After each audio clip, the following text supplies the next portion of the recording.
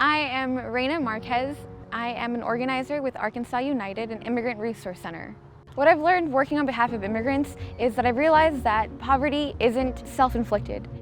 The myth that people who struggle financially need to work harder is simply not true. And the reason why is because I grew up watching immigrants who worked harder than anyone I know and still struggle.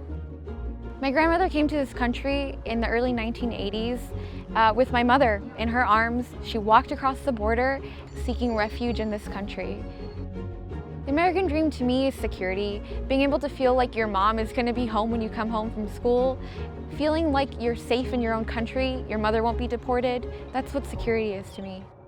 The immigrants that I grew up with are hardworking people who oftentimes work in the shadows at thankless jobs that are essential jobs as well.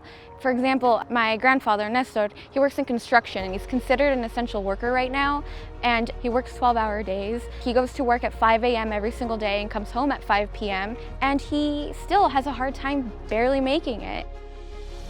If someone told me that people earn what they deserve, I would say it's not true. A lot of these issues are systemic. People in power have the responsibility to understand what their constituents want and need.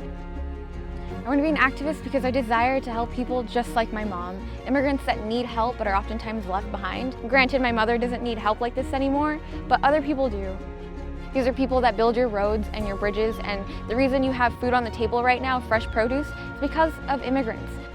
People of color are constantly treated unequally, and I'm done. I'm tired of waiting for other people to make changes happen. I'm gonna make the change happen.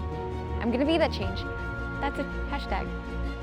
Policy is important because it shapes generations, it shapes people's lives, it has the ability to help people, it has the ability to ease their hardships oftentimes, and other times it leaves people behind. And that's where I come in. That's where I want to fill that gap and help people that are oftentimes left behind.